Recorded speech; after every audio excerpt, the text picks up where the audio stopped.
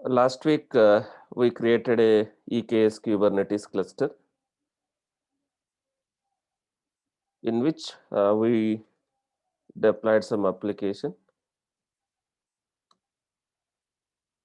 and also we were able to, scale up, scale down the cluster using cluster autoscaler. We were able to scale up, scale down the cluster based on the cluster autoscaler.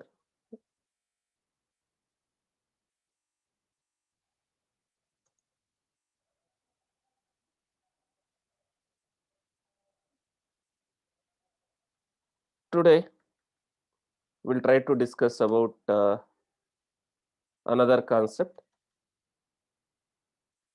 called RBAC. Last week, we created a Kubernetes cluster. We deployed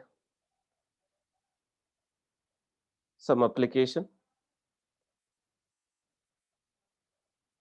We created, we deployed, a cluster autoscaler also.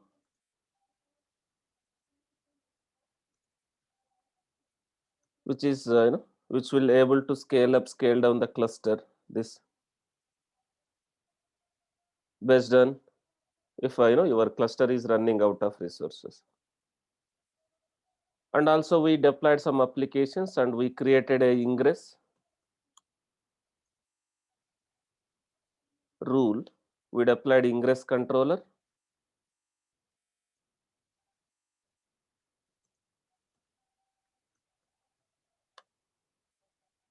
We deployed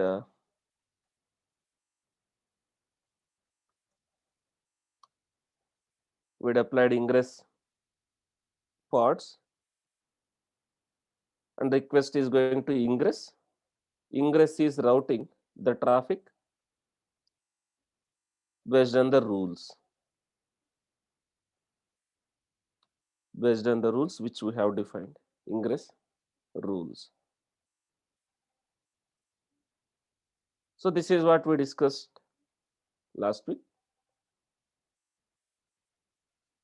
Today, we'll try to understand about one concept called RBAC.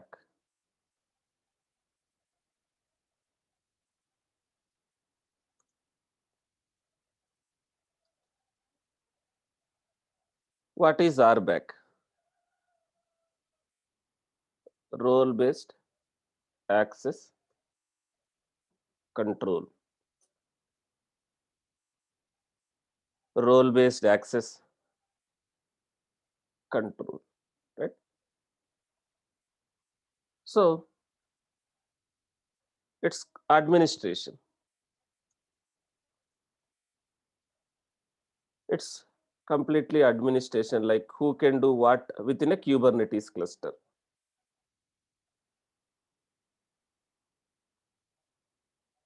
Using RBAC, we can control who can do what within a Kubernetes cluster, permissions. So RBAC is a way to define which users can do what within a Kubernetes cluster.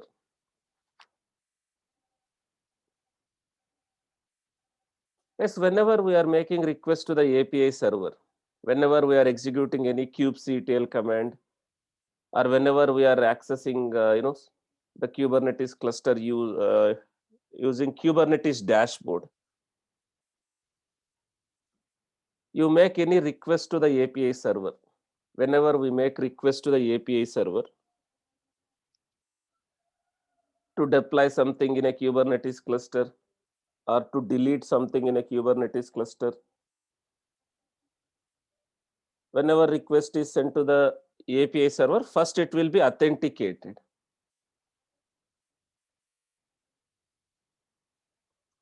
When we make request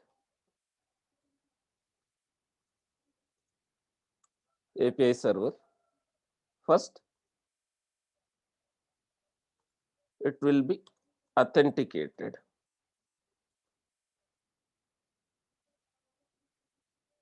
authentication. It will validate whether the requester is known to the system or not. Then request will be authorized. Authorization. Permissions.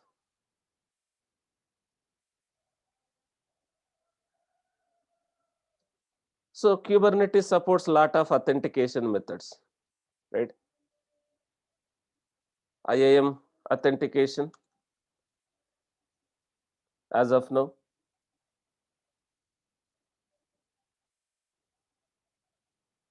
Basically, it's a token. Then certificates, X509 certificates based authentication, right? If required, you can integrate with LDAP when user is making a request.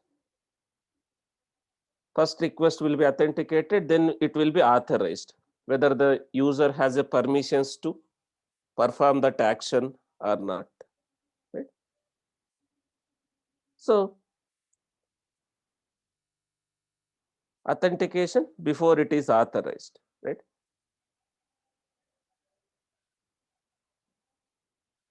So suppose, we are working on a Kubernetes cluster. We have a different teams, right? Let's say we have a developers, we have a DevOps guy, operations. Does all the users, all the Kubernetes users will have a same permission in the cluster? Right? Suppose I have a developer. Developer also will have access to the Kubernetes cluster. DevOps engineer, this guy also will have access to the Kubernetes cluster. So we have like the permissions based on the scope, based on the team. So how do we manage these permissions in a Kubernetes to the Kubernetes APIs? That is where we are going to use this concept RBAC, role-based access control. Whenever we are making request to the API server, guys, now I have a kubectl here. I have a kube config file. So here, since it's a EKS cluster, what type of authentication is happening? It is basically using this IAM based authentication. It's IAM based authentication.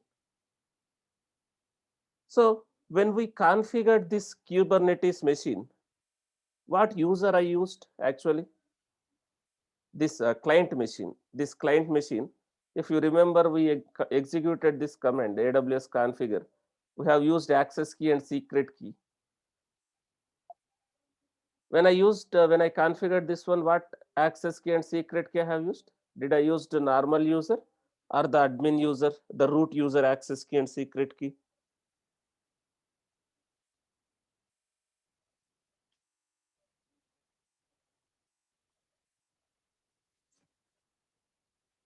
Do you guys remember?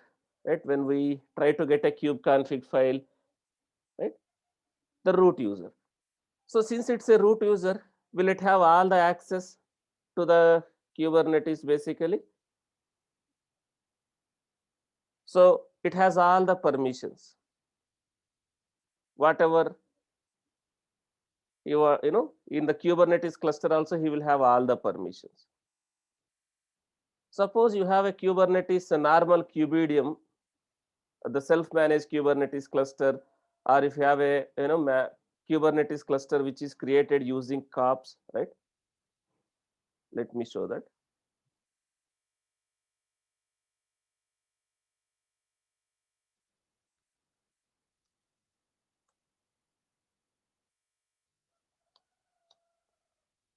So I have a Kubernetes cluster which is created using kops, right? This guy also has the kube config file, kubectl. Here, what type of authentication it is using? If you see, This kubeconfig file will have a cluster details. Where is your API server running, right? Here, if you see, it's basically self-managed, or if you are using self-managed Kubernetes cluster or the Kubernetes cluster which is created using KOPS, right? The kubeconfig file, whatever kubeconfig file by default we are using, it will have some authentication mechanism. So this is what type of authentication it is using? This certificates, certificate based authentication. Authentication is just a validation, like kind of a, whether the requester is known to the system or not. So user details will not be maintained by Kubernetes, right? The users here. Who is the users, guys, here? I am talking about Kubernetes users. The Kubernetes users, right? Who is going to use Kubernetes cluster, right? We have three types of users, right? Developers or admins, operations. We have applications, we have end users.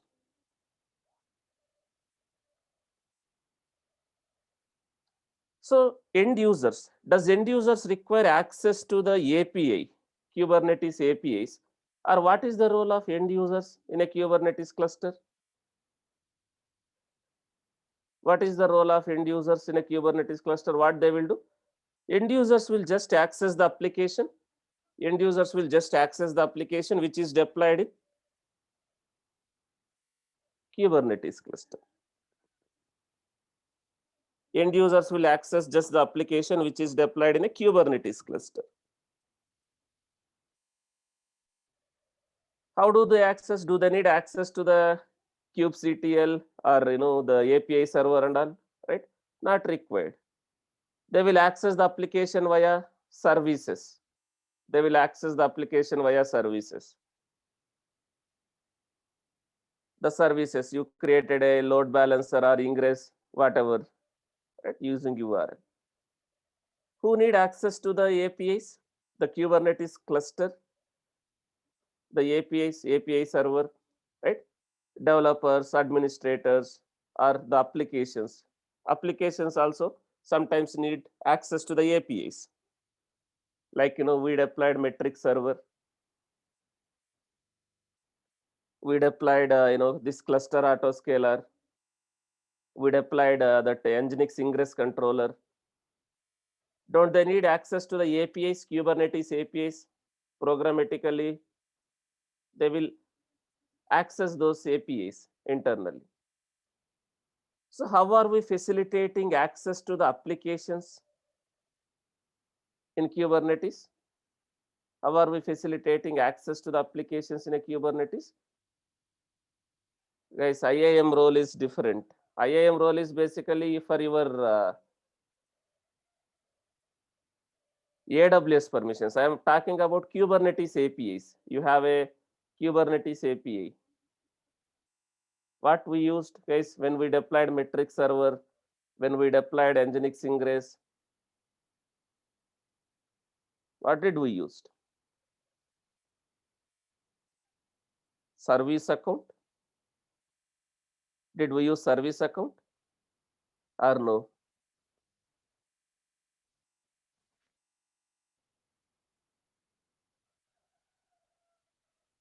We deployed Nginx ingress. We deployed access to the Kubernetes APIs. Understand, access to the Kubernetes APIs. What are Kubernetes APIs? All these are Kubernetes APIs.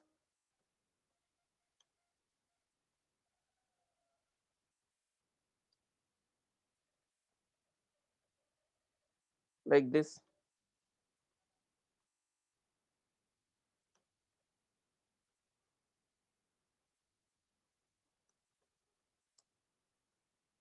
All these are Kubernetes APIs, right?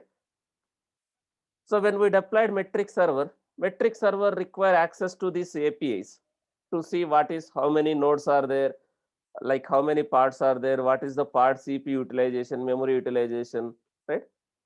The metric server is one application which we deployed in a Kubernetes cluster, which will gather the metrics. So that metric server application needs to talk to the API server. How did we facilitated that access? We created a service account. That service account is associated with, the service account is associated with what? The role, cluster role. Role, in the role we have defined the permissions, right? Access to the Kubernetes APIs. IAM is basically access to the what? AWS resources.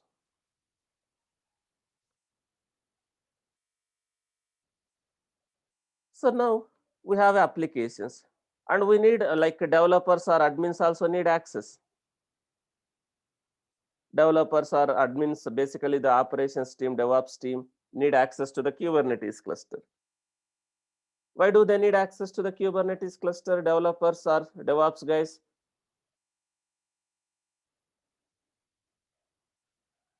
What we do as a DevOps guy in the Kubernetes cluster? We will deploy, we will host our applications.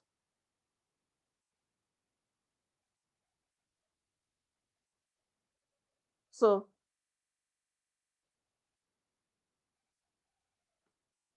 does all the users will have access, same access, right? Based on the scope, the access will change. You take any application, you will have authentication, and you will have authorization. Permissions is basically authorization. What type of permissions does that user has?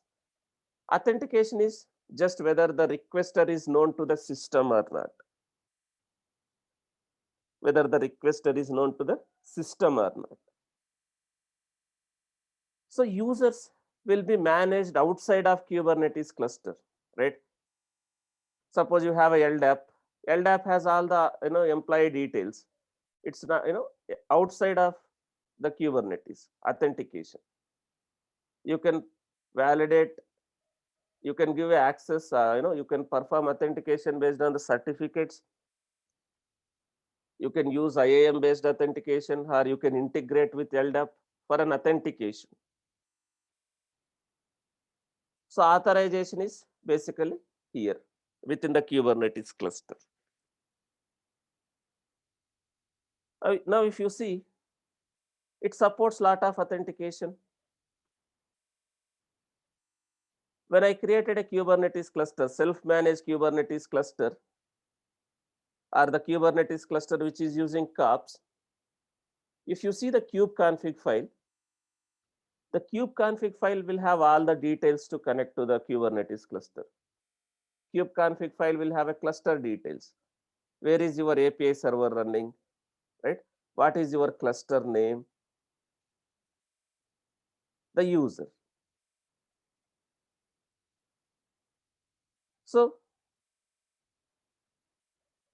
here, suppose I need to give access to the Kubernetes cluster. It supports lot of authentication mechanisms like IAM authentication, LDAP authentication, right? Suppose I need to provide access to the Jenkins server. Does Jenkins server is a user here, like a developer or DevOps guy? It's one system. It's one system, right? So in that case, what can I do? I can use this. If I am using AWS, right? I can create one IAM user for that requirement. So I will configure that Jenkins server with that IAM user. That is for authentication. Authorization, again, I will create a role. I will associate some role with that user. Or I can use this certificate based authentication based on my cluster, or we can integrate with LDAP. That is for authentication.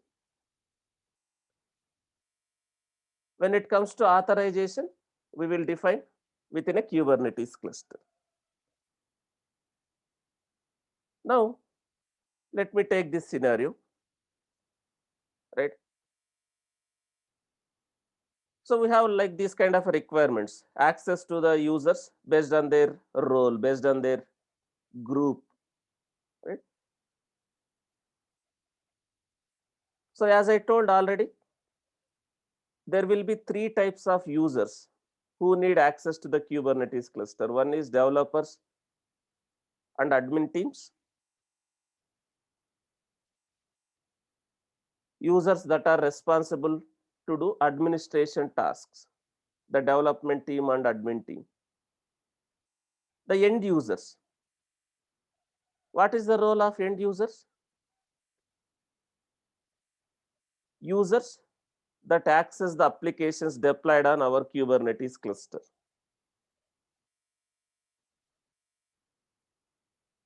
Guys, if you observe, application also will have a access restrictions. Applications also will have a access restrictions. Suppose if you take SBI application, right?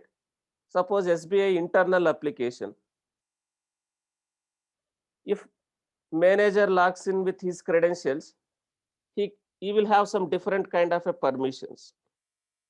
Suppose like, assistant manager logs into that system, he will have a different types of access, different types of permissions, right? So is that something we manage within our Kubernetes cluster? Access restrictions at application level.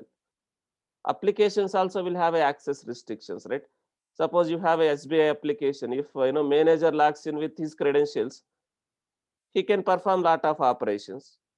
Suppose assistant manager logs into the SBI application, he will have some limited access, limited permissions. Is this managed within a Kubernetes cluster? Is it something to do with Kubernetes, or the application development team will implement these access restrictions within an application? The end users, access restrictions within application.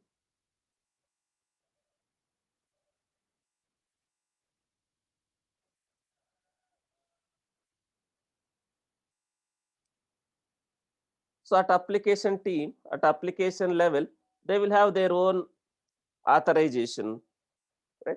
That is for application, within an application. Here RBAC is all about access to the RBAC is all about access to the Kubernetes cluster. Who can do what within a Kubernetes cluster? And we will have a another type of users like applications or bots. There is a possibility that other applications need access to the Kubernetes cluster or API, typically to talk to the resources inside the Kubernetes cluster. Like we deployed metric server, we deployed Nginx ingress controller. Do they need access to the Kubernetes cluster within? They need access to the API. It has to talk to the APIs to get the required details within a Kubernetes cluster. So how did we facilitate this one? Guys, this is very important because sometimes in the interview they ask this question. Sometimes they ask this question. Lot of our students also got this question. What is service account in a Kubernetes? Why do you need service account? Why do we need a service account? Suppose some applications need access to the Kubernetes cluster or APIs. Within the Kubernetes cluster, some application need access to the APIs or workloads, resources, Kubernetes resources. We will create a service account and we will create a role. We will bind that role with the service account so that it will get an access. It's kind of a functional ID within a Kubernetes cluster. Like if you are working in IT for some time, you might heard about functional IDs, right? It's kind of a functional ID. It's kind of a functional ID. We will have access, we will give a permissions to that service account.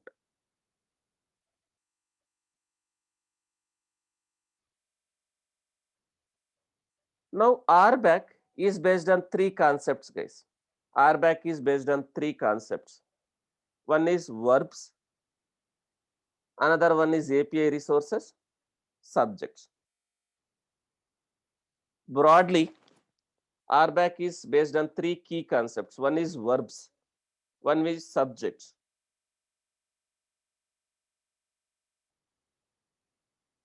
So what is at broad level, at high level, the RBAC is based on three concepts: verbs,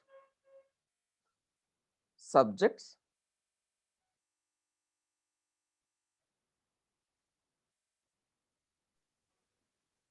and resources.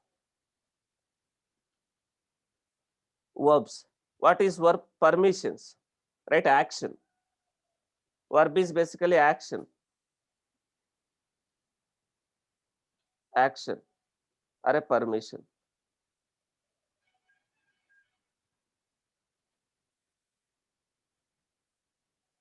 Like you have a create, update, delete,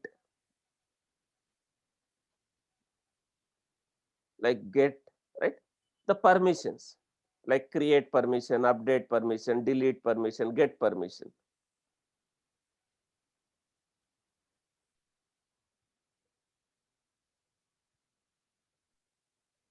Verbs, set of operations that can be executed on a resources.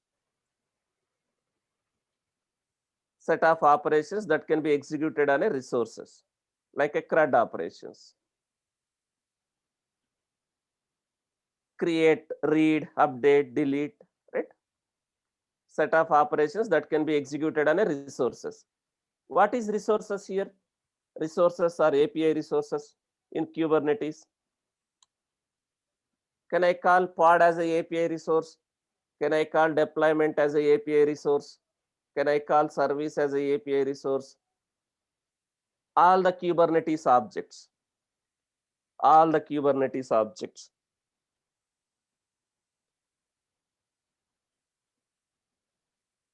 So verbs is basically set of permissions that can be executed on a API resources. API resources is nothing but Kubernetes objects.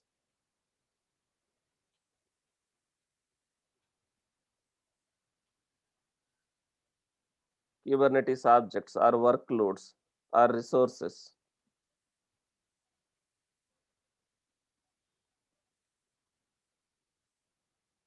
Permissions on resources. What is subjects here? Subject is basically user or group or service account.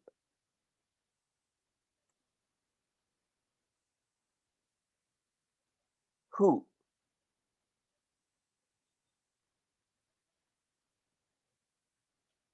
Basically, this is who can do what. Permissions based on verbs and API resources. This will be associated with subject like user or group. So basically RBAC is based on these three concepts: verbs, API resources, and subjects. Now, let me take this scenario, right? If you see something like this,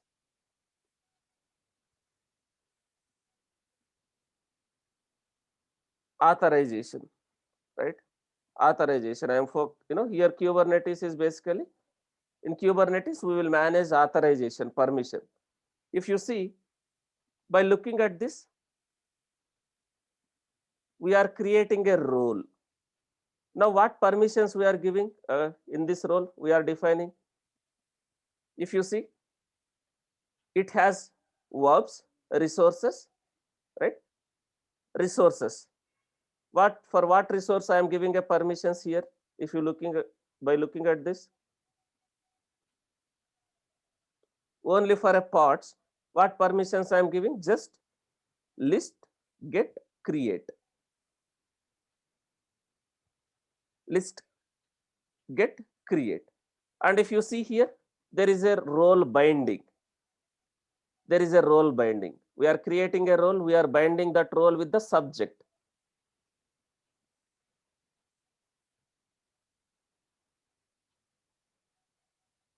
If you see, right, we have a role, we have role binding, we have a cluster role binding.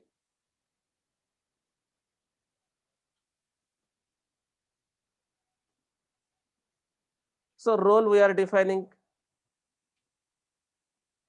permissions.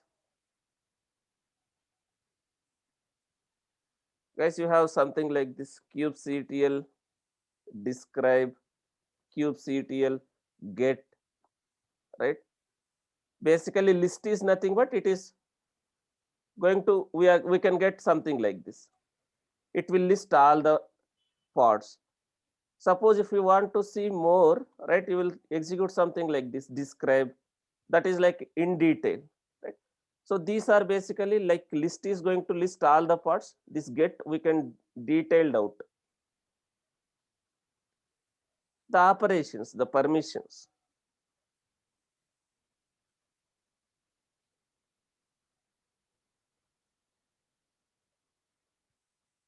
Now we have a role.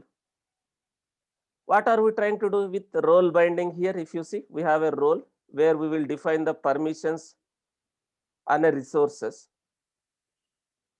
and we have a role binding. What are we trying to do with role binding here? If you see, we are linking the role with subject. We are linking role with subject. What is subject here? What is subject here? The subject can be either user or group or service account. The subject is either user or group or service account. So if I create this role, if this role is associated with this user, what type of permissions he has? Will he able to delete the parts?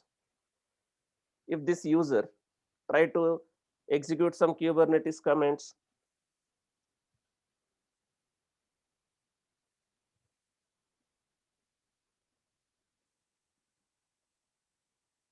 only whatever permissions we have given. We have a role binding. We have a cluster role binding. The important points to be remembered here are questions you may get. What is difference between role and cluster role? You may get a question this. What is difference between role and cluster role? So what is difference between role and cluster role here? Role is basically at a namespace level.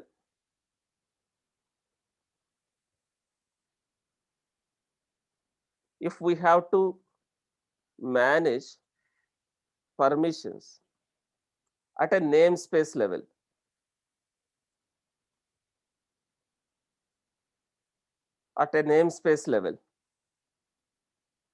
we can use role.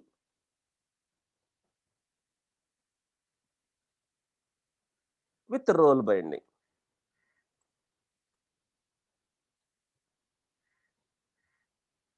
guys, let's assume I have these namespaces like something like this.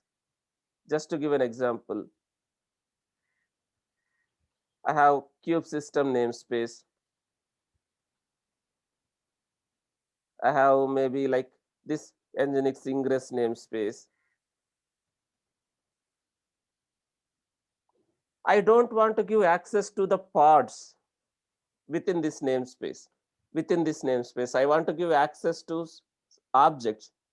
I want to give access to the objects at a namespace level.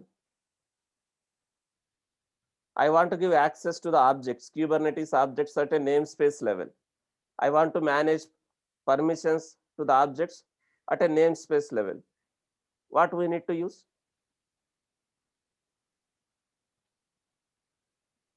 What we need to use? No? Role. Suppose I want to give access to the objects irrespective of namespace. I want to give access to the pods irrespective of the namespace. I want to give access to the pods like get permissions or list permissions to the pods which are in all the namespaces.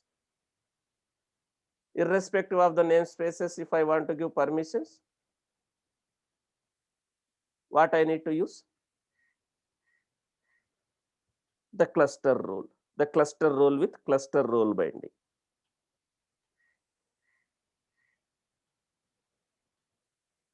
So role is at a namespace level. If we have to manage permissions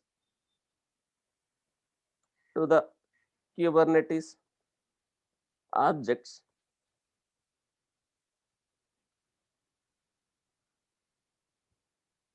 at a namespace level, specific namespace, we can use role with role binding. Irrespective of namespace, all the cluster level permissions, cluster level access, I can go for a cluster role with cluster role binding. This is also one important question, guys. Now, let me take this scenario.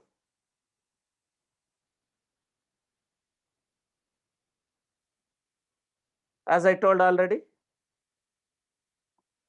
if this is my role, I created a role, I'm saying at namespace, like I'm creating this role within this namespace. So whoever has access to this role, they can perform these operations only on these objects. If you see the rules, while creating a role or while creating a cluster role, you will define the rules. We have these things. We have these things. These three. Kind role API version is this, metadata, your role name, namespace. Here rules. We have these three, API groups, resources, verbs. The core API groups. The core API groups. What is the meaning of core API groups? The API version, this V1. We have a API version called V1, right? For pods, what is the API version, guys? For pods, what is the API version? V1. For service, what is the API version? V1. For replication controller, what is the API version? V1. So for the core API groups, this is the resource, pod. This pod belongs to which API group? Resource, API groups, verbs, right? So the pods belongs to the core API group, which is basically V1. So for core API groups, you no need to mention anything, something like this, V1, something like this. You no need to mention the core API groups. You can just leave it black, something like this. Resources, pods.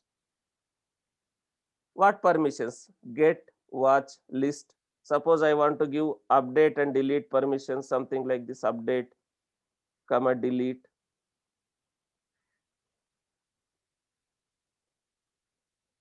For the pods. The API group, basically the API version, right? Each and every Kubernetes object belongs to one API, right? You have a v1 app/v1, right? The API group is basically here. API groups is basically that one. So for core API groups, what is core APIs? Basically the basics, whatever we have with v1. For that, you no need to mention anything here. If you see, let me show that.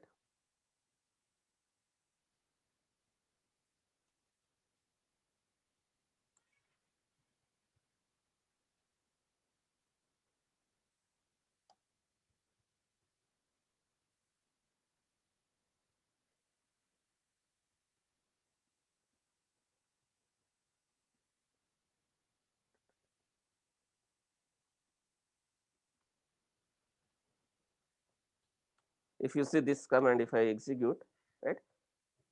So these are like API groups, API versions you have, right? App/v1, the core v1, right? These are the API versions. The core is basically the core API groups is basically, if you see something like this belongs to the core API. What is the core API? Basically v1. So if you want to see something like this, you can execute the resources and the APIs. If you see execute API resources, whatever this v1, right? You have pods. Pods belongs to which API version? v1, right? You have a replication controller, replica set, the namespace v1, right? So these are like a core APIs. In RBAC, while creating a role or cluster role, you will have a API groups, resources, verbs. All the core API groups, which will start with v1. Here I can just define something like this. Suppose now I want to give same permissions. I want to give same permissions to services also. I want to give a permissions at service. Can I do something like this?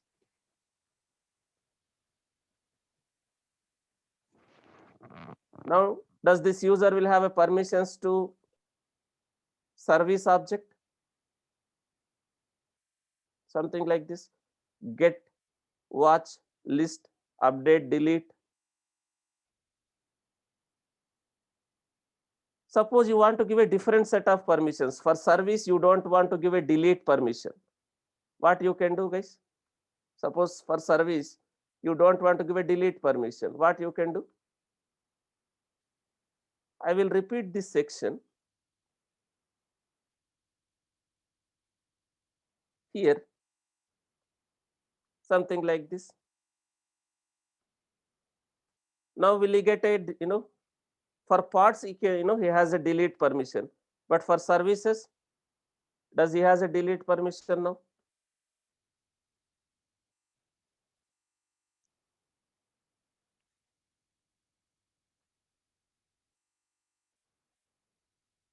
So here, something like this.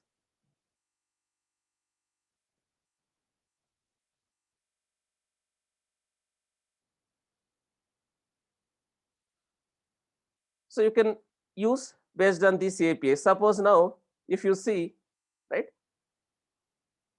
I want to give permissions. I want to give permissions to the deployment object. Deployment. So the API group for deployment is what? It is something like this. Apps. You no need to give this app/v1, just apps deployment.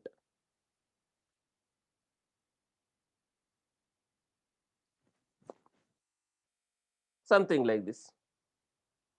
If you want to give a create permissions, right? You can give create, update, delete.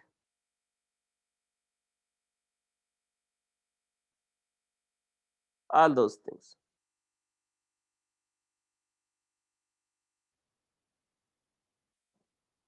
Suppose you want to give same set of permissions for all, you can give something like this.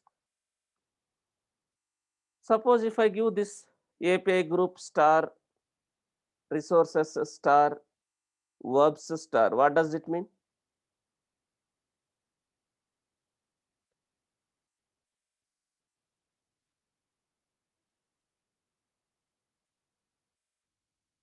All the permissions. Manasa is asking if I want to provide this role in a multiple namespaces. As I told, what you need to do if you want to give access at irrespective of the namespaces, what object you need to use, I already explained. Instead of role, you have to use cluster role. There you will not mention the namespace because it is at a cluster level.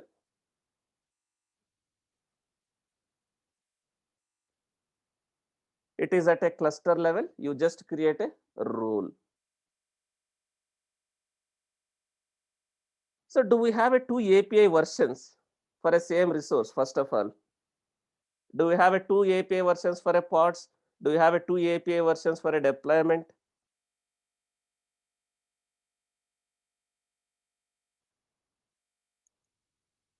No, right? So that is not at all a valid case. Suppose something like this, if I give something like this here,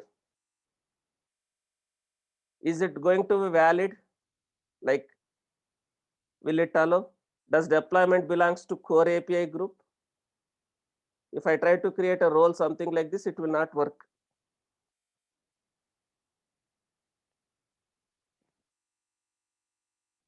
So API group is basically, this resource belongs to which API? Something like this, apps. Right?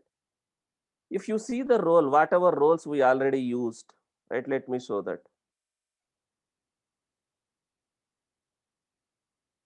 Let me open maybe this running notes.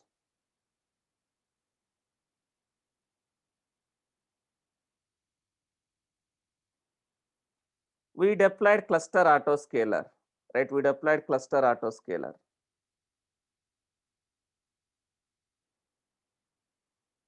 If you see here,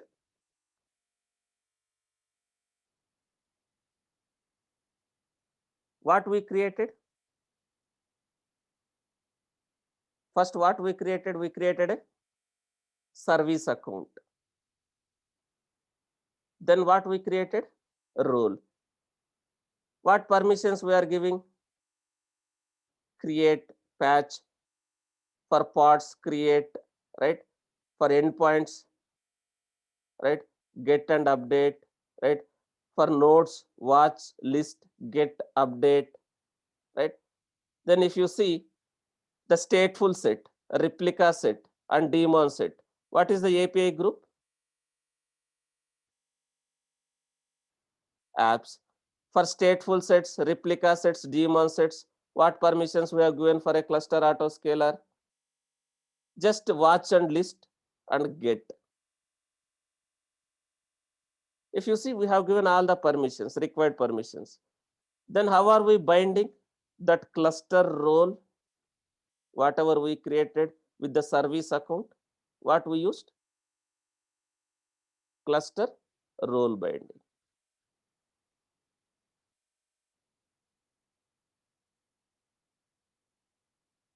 Then that we are using here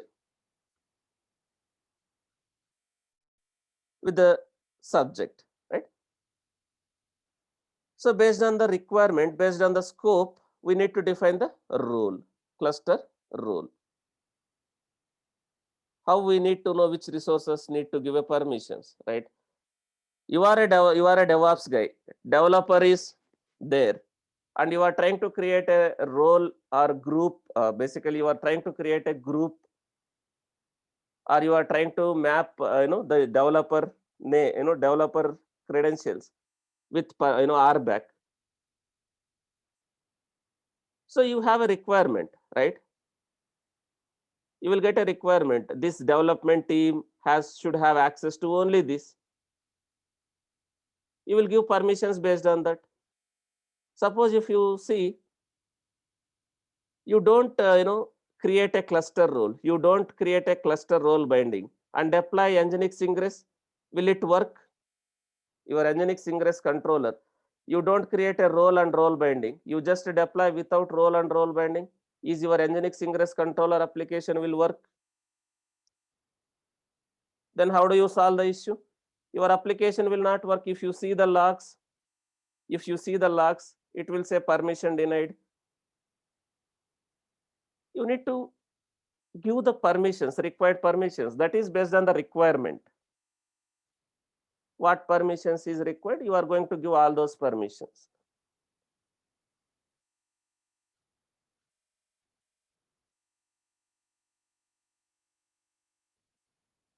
So when you try to refer official Nginx, right? If you try to refer official Nginx, they will mention all these things as permissions are required. Where did I got this YML? Did I manually created this YML? I cannot remember this much. Does anyone can remember this much, guys? But I know the concept. I know the concept, what is required. I am just applying that concept here. Where did I get this manifest file? Where did we get this manifest file? Basically from the official GitHub of Nginx. From the official GitHub of Nginx, right?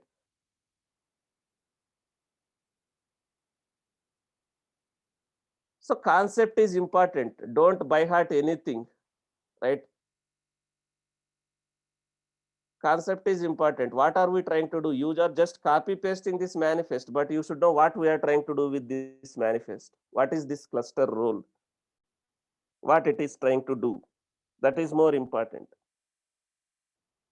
So this one I got from official Nginx GitHub.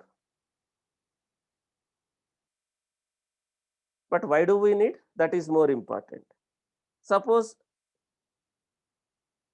same thing. I think Paramveer has faced one issue with this ingress only. I think sometimes with latest Kubernetes versions. Sometimes with latest Kubernetes versions, these API versions or API groups or the objects may change.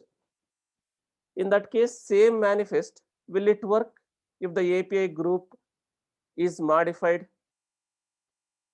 They have deprecated or they have removed some API version, they have updated some API version. Will it work if you deploy the same manifest file? I think Paramveer faced same issue in the Kubernetes ingress. What did you do? What did you do basically? You updated. Either you need to update the Kubernetes version, which is compatible with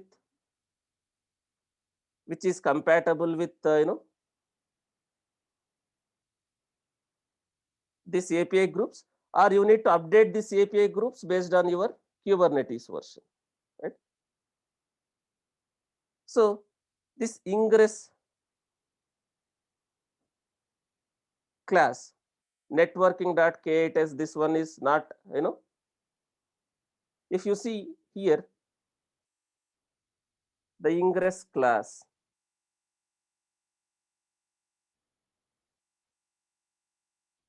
ingress classes here, this is the API group in this one.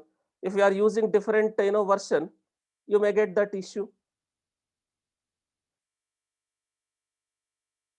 In 1.16.1, if you go and check this, you don't have a API version, this API version for this ingress classes, it might be different.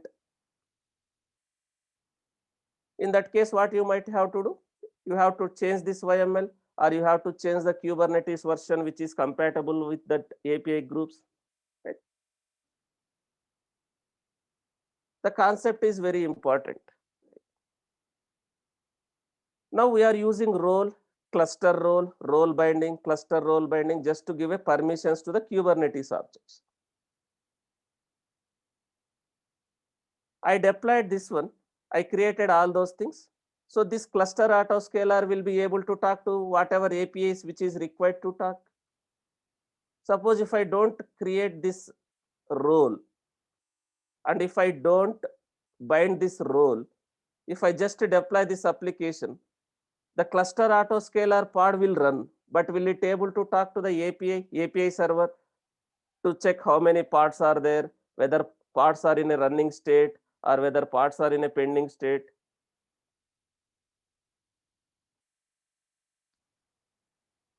So for that requirement, for basically for authorization, we are using RBAC, role-based access control. Now, we have a API groups, resources, and verbs, right? To map these permissions, these rules to the users or service account or groups, what are we going to use? Binding, role binding. Role binding or cluster role binding. As I already told, what is the difference between role and cluster role? The role is used inside a namespace. Within one namespace, you can manage the permissions. While cluster role is cluster-wide permissions without namespace boundaries across cluster. Right? So role is also like cluster role is also exactly same, but only the kind will change. Kind is cluster role, right? This is across the cluster, the permissions. Basically, Kubernetes uses RBAC to control. Kubernetes will use RBAC to control different access levels to its resources, right? You have a cluster role. Now let me take this scenario. Now I am Balaji.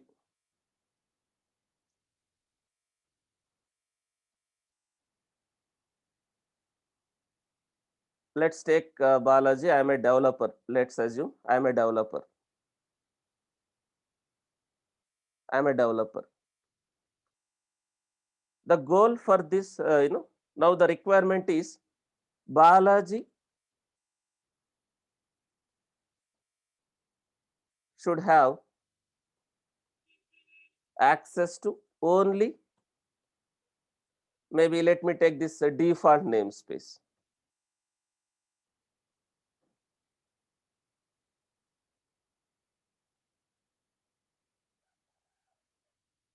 Again, read only access to a default namespace. This is my requirement. Balaji should have access to read only access. Again, read only access only to the pods, deployments, right? Something like this, daemon sets, services. But I don't want to give read only access to the namespace. So this is your requirement, let's assume. You will have two things, authentication and authorization. So authentication, I can perform based on the EKS cluster, based on the cluster type. Now I am using EKS. Can I use IAM based authentication?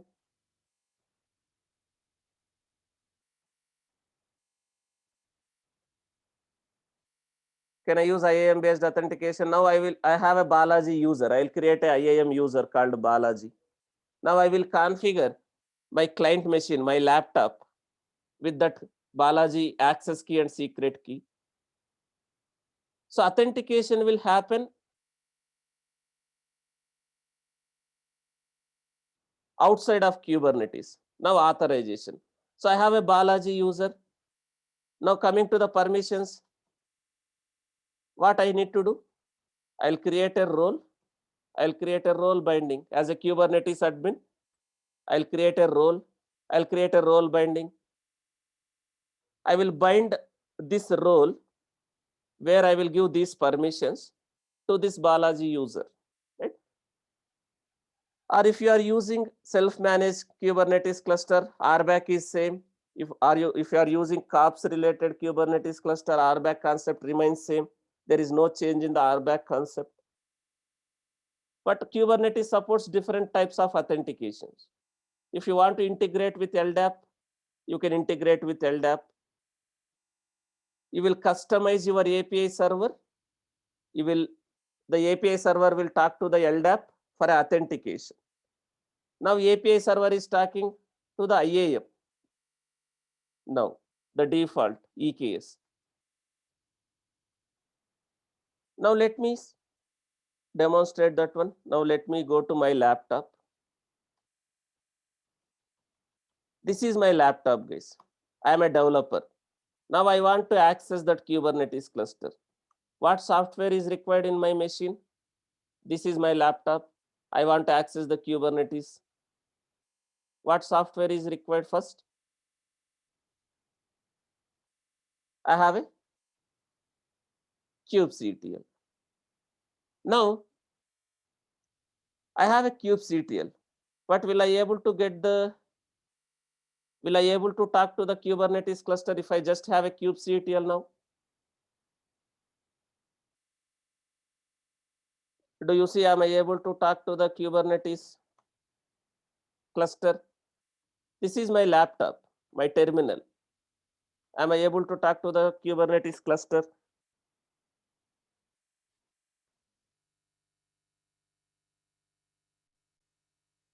We need a kubeconfig file. Since it's a EKS Kubernetes cluster, I don't have access to the master, right? The admin can share. Suppose someone has access to the Kubernetes that already has access, he can share this kubeconfig file. He can share the kubeconfig file. But since it's a EKS, he can also get. So how can he get a kubeconfig file? With the help of what software he can get? How did we get the kubeconfig file? AWS CLI.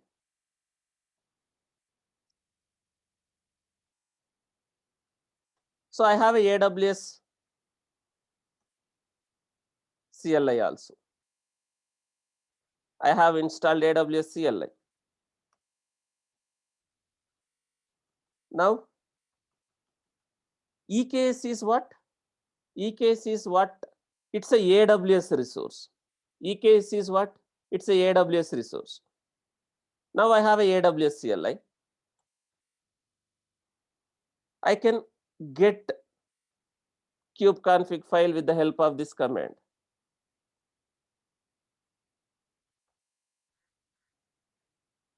What is my cluster name? My EKS cluster name is this EKS demo -- region. Under which region my Kubernetes cluster is there as of now? AP South 1. Now does this guy has a permissions as of now? Does AWS CLI is configured in this system?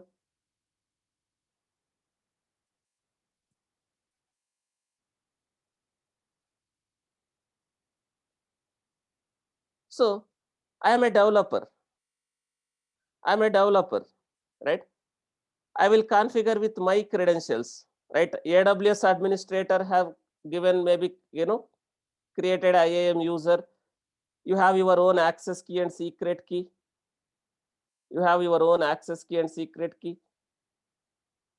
So it's AWS concept. Let me go to IAM.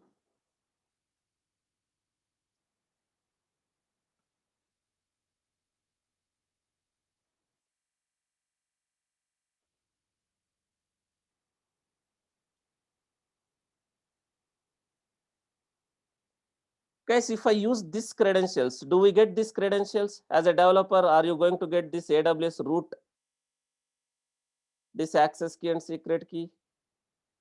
If I use this access key and secret key, again, this belongs to a one role, Kubernetes role, cluster role, that will have all the access, all the permissions, right? So let me go to IAM.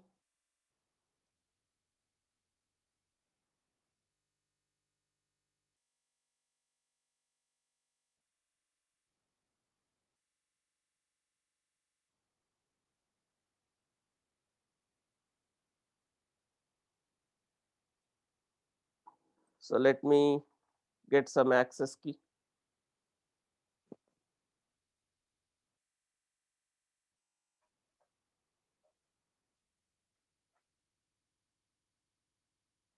So I lost this one. I already have IAM user. I'm just creating a access key and secret key.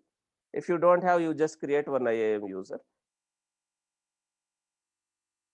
So I'm configuring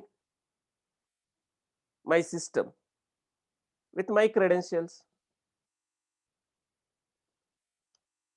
my laptop with my credentials.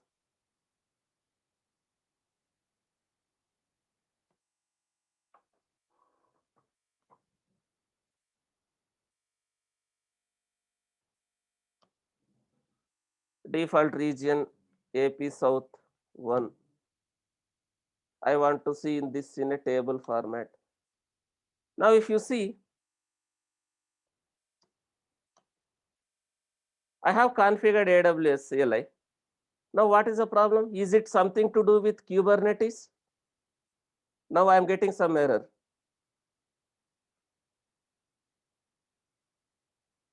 I don't have a permissions to get the EKS cluster details. Is it something to do with Kubernetes or is it something to do with IAM? AWS concept.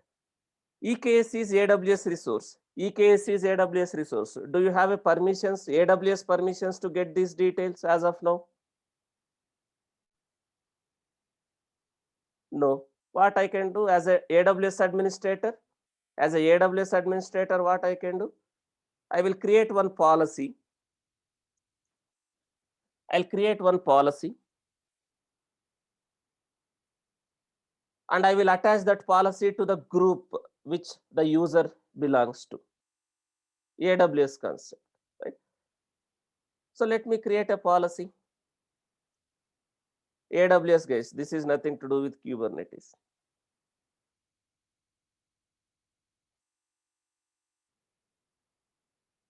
So I'm just giving these permissions.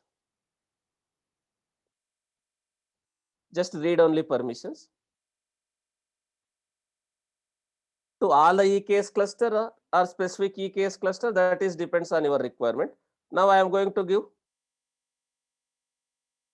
any Kubernetes cluster in this account, or you want to give specific access, you can give ARN here. That cluster ARN. You go as a AWS admin, you create your policy.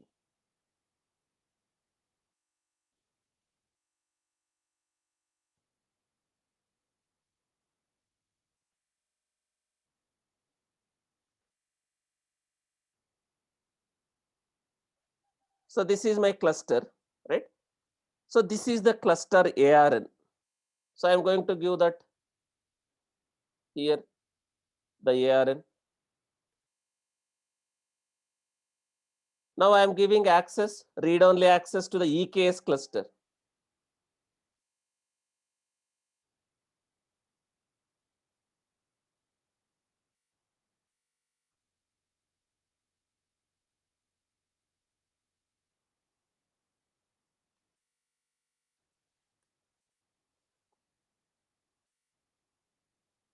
So I'm just creating one policy.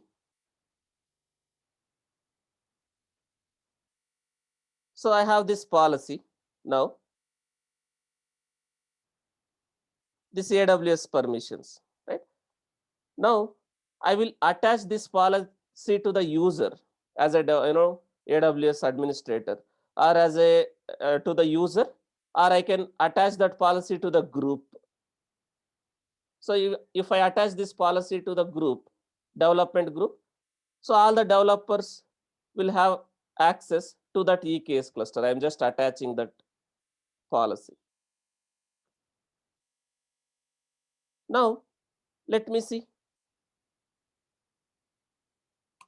It will take some time to reflect also. It will not reflect immediately, guys. It may take some time.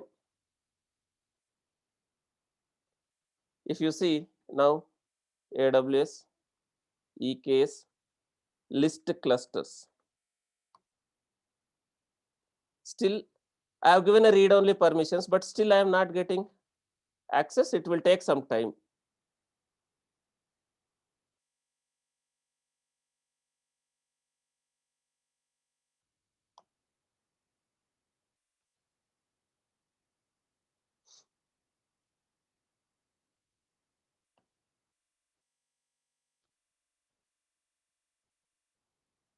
This is just to get a kubeconfig file. What I am trying to do here, this one so far, to get a kubeconfig file.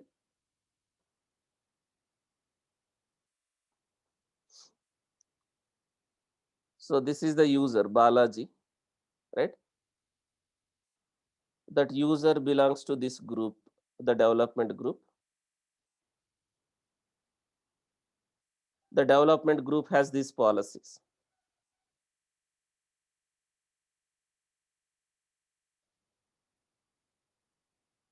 Where we have given permissions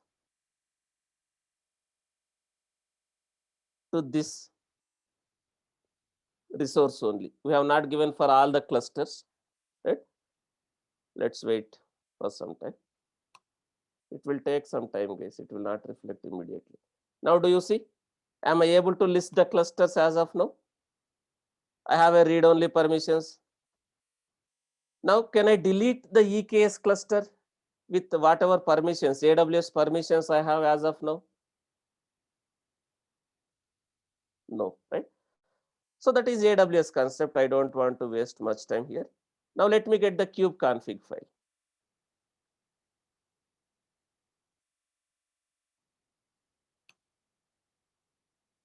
Now, did I get a kubeconfig file now? Here, if you see.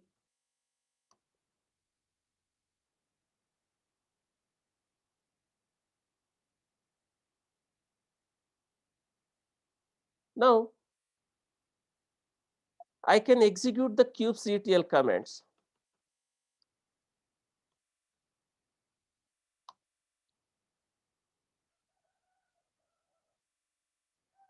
You will get some errors. So, I need to do some changes. I need to do some changes in a Kubernetes cluster. Now I need to do some changes in a Kubernetes cluster. Now, if you see, you are getting this error. Now, as a Kubernetes admin, developer is getting this error. As a Kubernetes admin, I have access to the Kubernetes cluster already. As a Kubernetes admin, I have already access to the Kubernetes cluster, right? As a Kubernetes admin. Now here, I need to make some changes. If you see,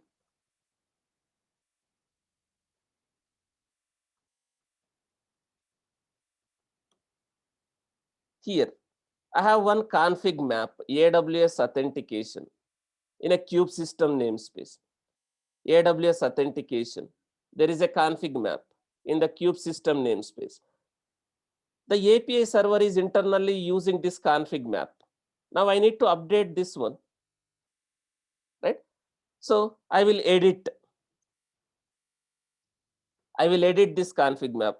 As a Kubernetes admin, will I able to edit everything? Because this is using the root admin, right? If you see,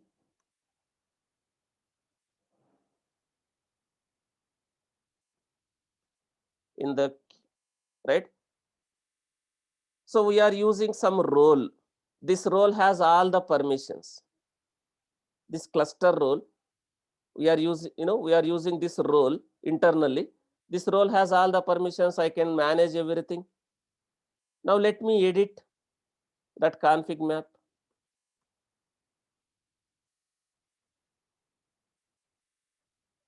that is in a kube system namespace.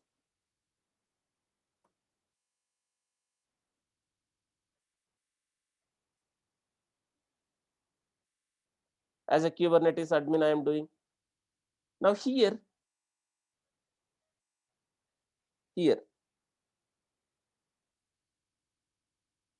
I can map that user. I can, just provide the details, that user IAN here, something like this.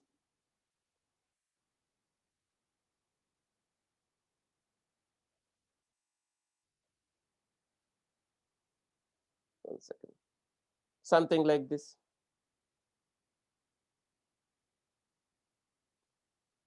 Here, you just need to edit this config map, right? You are mapping that user, something like this. Users, map roles is there, right? Similarly, you need to map the users. But here, let me update. As of now, I am using, this one.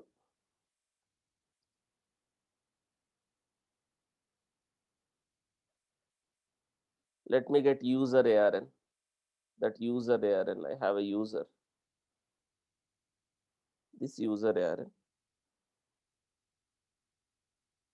This is my user ARN, which I will update there.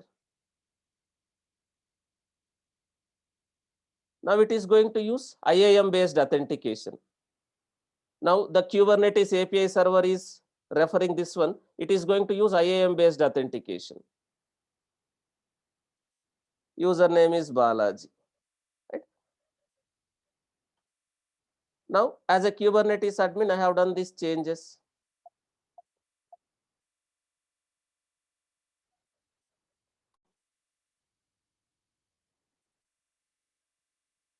I have cancelled that edit.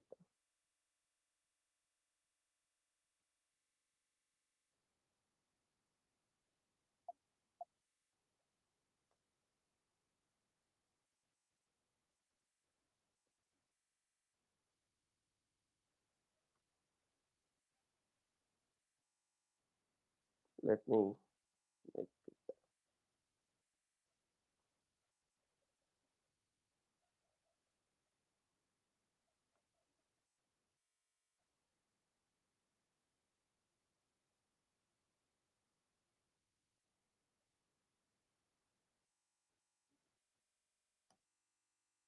I am not able to save this one.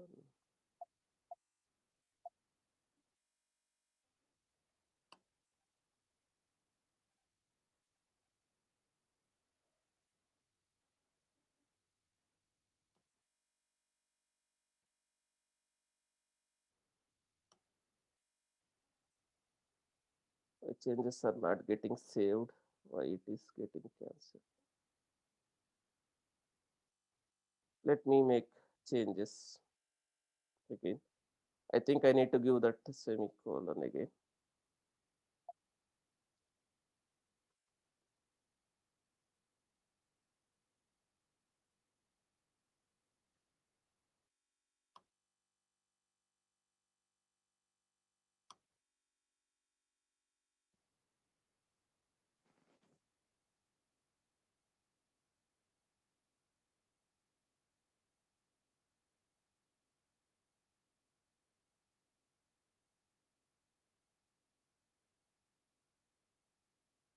Again, something got updated in the latest version, right?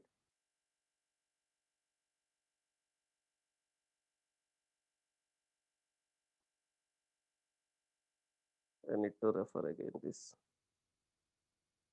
Again, something got updated in the latest version of Kubernetes. It is not getting saved.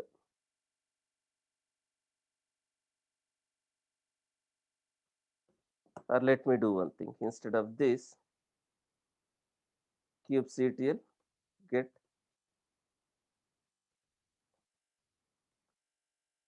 config map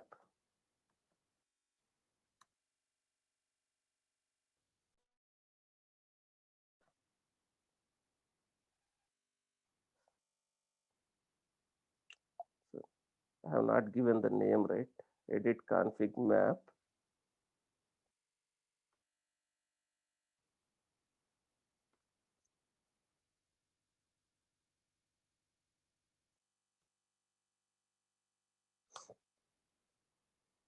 I have not given that name. That is the problem. The config map name I have not given. Okay? That is the problem.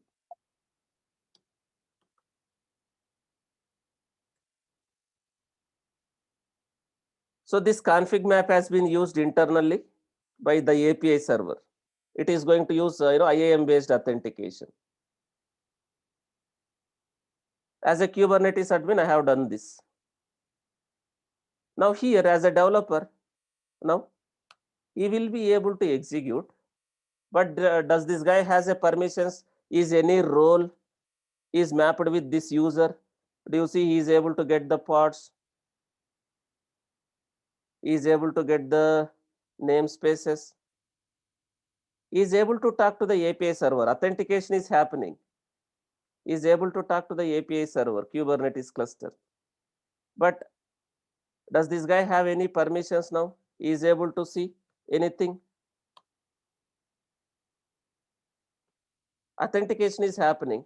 Now what needs to be done? Now if you see as a developer, he is able to access anything based on the requirement.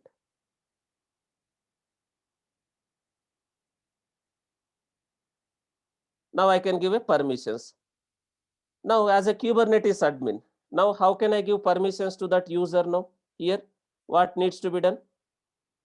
I will create a role.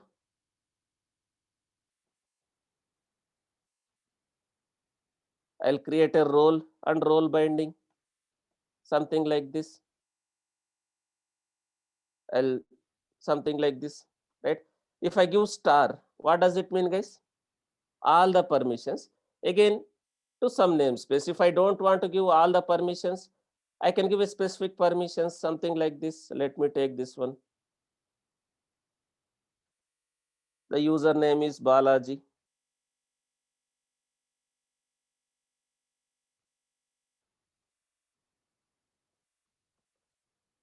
Now here I will give it for default namespace as of now. I'm creating a role. Now I will not give a full access. Something like this, read only access.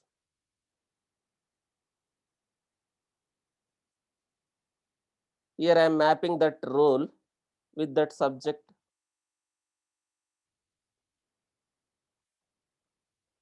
Now here, API groups, I'll just give something like this, pods here, get list, something like this.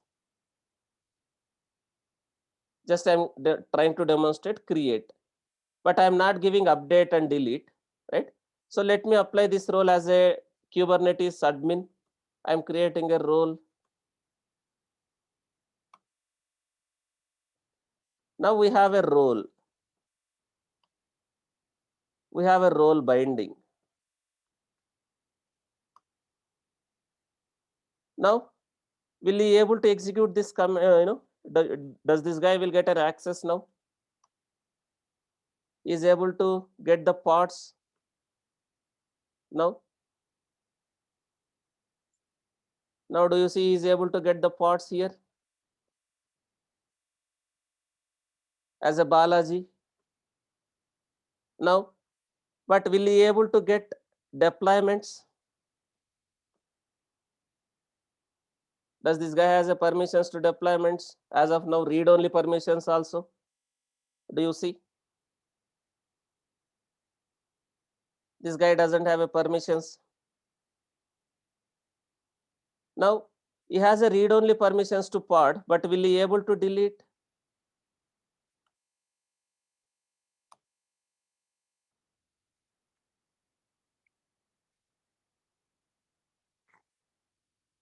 So if you see, he is not able to delete. Now, if I want to give a permissions, right, as a Kubernetes admin, right, you can manage this. Now, if I want to give access, delete permissions to the parts, right? I can give based on the requirement. Update, if you want to give, you can give. Similarly, if you want to give permissions to deployment, resources, what you can do? You can give permissions, deployments. If you want to give permissions for replica sets, replica sets. If you want to give permissions to daemon sets, daemon sets. If you want to give permissions to stateful sets, something like this, you can give verbs.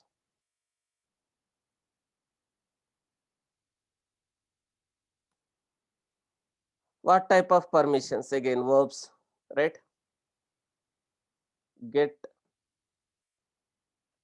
list. I'm not giving delete and update just to demonstrate. Now let me apply this role as admin. I have a permissions to manage the role also. I am able to create a role. I am able to create a role binding as admin. So I can create a role bindings. Now let me see. Now, does he able to delete the pod? Because we have given a delete permission. Now, does he able to get the deployments? He is able to get the deployments, but will he able to update or delete the deployments now?